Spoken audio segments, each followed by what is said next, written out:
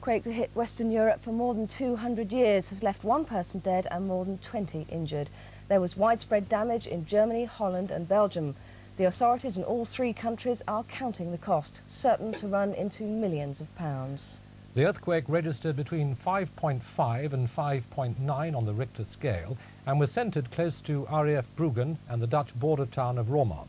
The airbase reports no serious damage.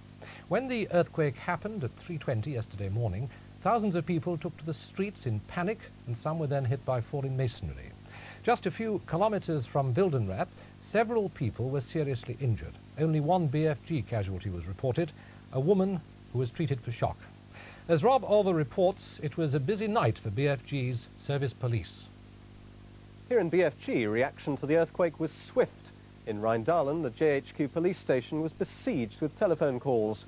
The switchboard was so overloaded that for 30 minutes it was impossible to dial out and confirm with the Met Office that this was indeed an earthquake. As furniture moved, walls swayed and ornaments crashed to the floor, most people believed that it was a bomb attack. In Heinsberg, on the Dutch border, 21 people were injured, 4 seriously, and in Bonn, a 79-year-old woman died of a heart attack. In the British Forces community, there were no casualties, although one woman soldier was treated for shock.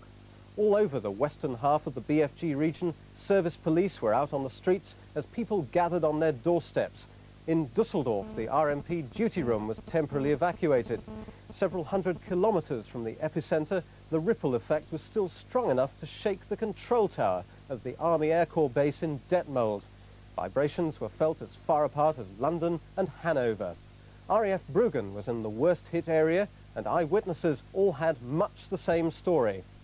Downstairs we had pot plants had fallen over, books come off the bookcase, ornaments on the floor, plaster off the ceiling in the kitchen. It woke me up because the budgie that sleeps in the bookcase at the end of my bed wasn't impressed at all. We were well unimpressed by it, flapping around all over the place, and to be honest I really didn't know what had happened. If you see your ceiling lampshade swinging from side to side, I'm sure, I was a little bit frightened. So on entering the shop this morning we had one bottle of spirits broken, some confectionery in front of the tills on the floor, and a few oddments of medicinal items that were obviously packed highly on tubes of bits and pieces that had fallen off, but actual damage and breakage is very, very little indeed. It was a sudden bang, the whole bedroom shook. I jumped out of bed because she was screaming, and I got flung against the wall, and eventually got into her, and everything in our room was shaking. There's lots of cracks, the chimneys broke, there's a big hole under the stairs and near the kitchen and living room. It's a big wall that's cracked all at the top and the bottom.